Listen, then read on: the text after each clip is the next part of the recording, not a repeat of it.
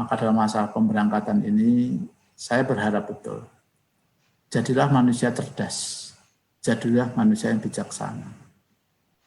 Universitas Diponegoro adalah salah satu perguruan tinggi terbaik di Indonesia yang terletak di kota Semarang. Universitas Diponegoro selalu mengamalkan tridharma perguruan tinggi dengan baik. Salah satunya adalah pengabdian pada masyarakat yang diimplementasikan dengan program kuliah kerja nyata. Akan tetapi, dengan adanya pandemi COVID-19, kuliah kerja nyata diubah bentuknya dengan menugaskan para mahasiswa melakukan pengabdian masyarakat di kampung halaman masing-masing.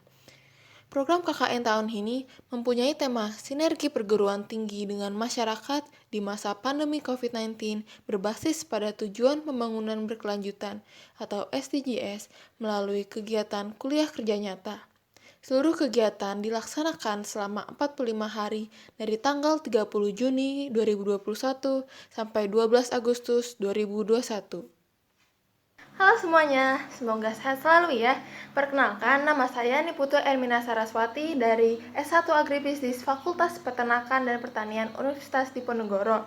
Dalam kegiatan kuliah kerja nyata saya, selalu diawasi dan dibimbing oleh Dr. Aminah SHMSI dari Fakultas Hukum, dan juga seluruh kegiatan dalam kuliah kerja nyata saya selalu melaksanakan protokol kesehatan yang ketat, seperti selalu memakai masker, selalu menjaga jarak, serta rutin cuci tangan. Apa saja sih yang saya lakukan selama 45 hari ini? Yuk ikutin!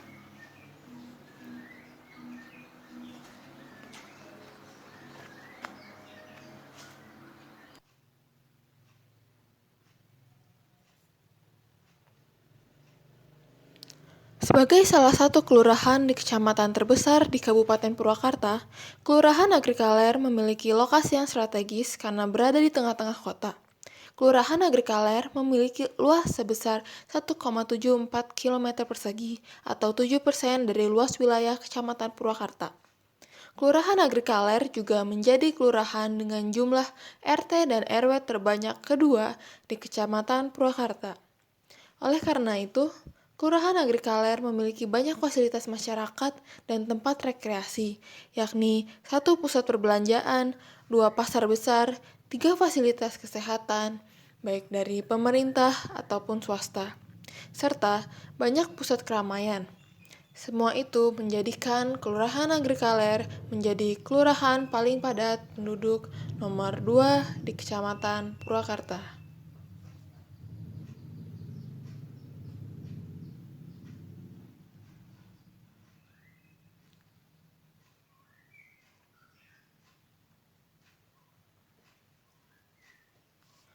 Kasus COVID-19 di Indonesia melonjak tajam hingga angka penambahan nyaris mencapai 34.000 jiwa per hari.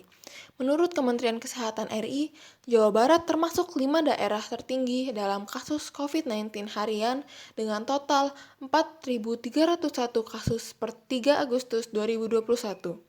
Permasalahan ini pastinya terjadi pula di Kabupaten Purwakarta, terutama di Kecamatan Purwakarta dan Kelurahan Agrikaler. Hal ini bahkan menyebabkan rumah sakit daerah sempat ditutup karena sudah tak mampu menampung jumlah pasien positif COVID-19 yang lebih dari kemampuan rumah sakit.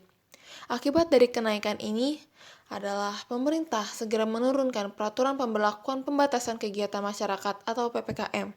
PPKM membatasi banyak kegiatan sehari-hari masyarakat dan menghambat perekonomian, namun harus dilakukan untuk semakin menekan lonjakan angka COVID-19 yang terus meroket.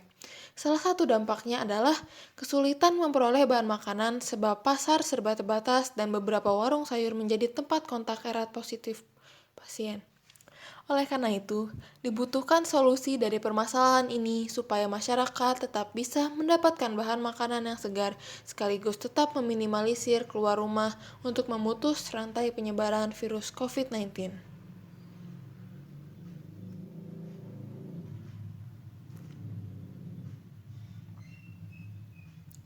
Program yang dibuat untuk menyelesaikan masalah tersebut berkaitan juga dengan pertanian.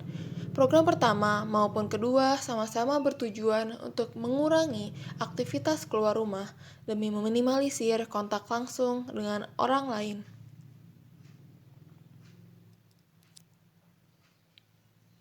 Program pertama berjudul Sosialisasi Cara Penyimpanan Bahan Makanan yang Baik demi mendukung upaya di rumah saja.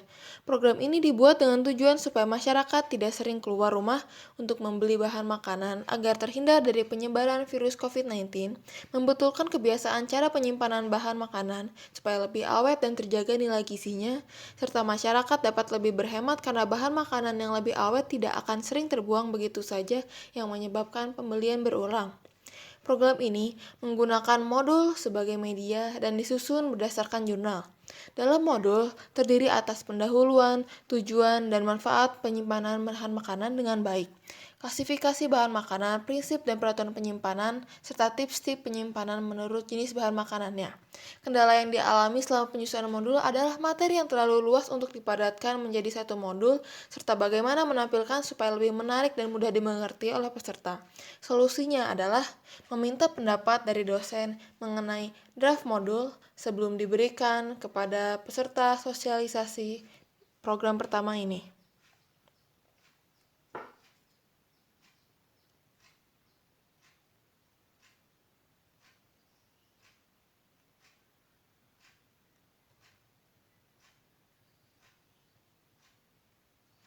Program kedua berjudul Sosialisasi Budidaya Tanaman Sayuran sebagai Usaha Ketahanan Pangan selama Pandemi COVID-19.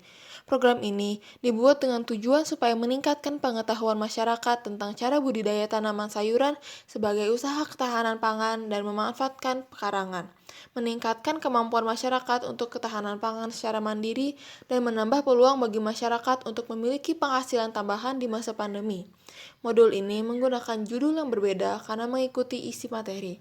Modul ini terdiri atas pendahuluan, macam-macam model budidaya di lahan sempit, lahan-lahan langkah-langkah persiapan, jenis sayuran yang bisa ditanam, media tanam yang dibutuhkan, serta teknik budidaya berbagai jenis sayuran yang disusun mulai dari cara penyemaian, pemeliharaan, sampai panen.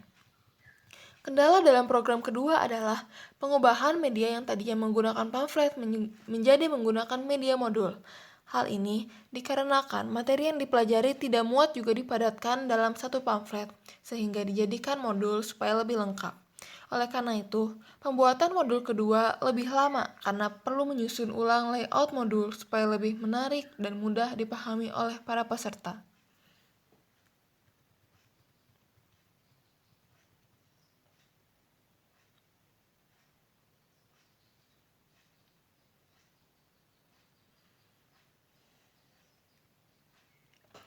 Program dilaksanakan dalam bentuk sosialisasi via daring karena adanya PPKM dan saran dari ketua RT setempat sehubungan dengan adanya warga yang sakit dan diduga terjangkit COVID-19. Bentuknya berupa modul format PDF yang dibagikan ke grup WhatsApp. Sosialisasi dilaksanakan dengan baik dan disimak secara antusias oleh para peserta, yang terdiri dari ibu-ibu arisan PKK RT sebanyak 25 orang. Pada akhir sosialisasi diadakan kuis berhadiah planting kit. Hal ini ditujukan supaya para peserta dapat segera mengimplementasikan ilmu yang telah didapatkan secara nyata.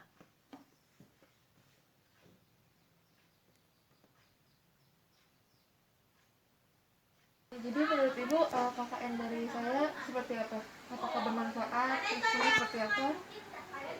Ya, menurut saya materi yang disampaikan sama Neng itu sesuai dengan program yang ada di Purwakarta, terutama untuk sekolah dasar. Kebetulan dari Dinas Pendidikan itu ada program tatanan di Balai Atikan. Jadi saya kalau boleh minta izin mengadopsi materi yang telah Neng sampaikan gitu. Iya, terima kasih udah mau mengikuti KKN saya dan mau mengadopsi. Jadi saya semakin semangat belajar mengabdi. Terima kasih ya Bu. Enggak. KKN saya. Kemudian menurut Ibu testimoni dari program saya seperti apa? Setelah mengikuti testimoni dari Neng, saya pertama cara menyimpan makanan, cara bercocok tanam.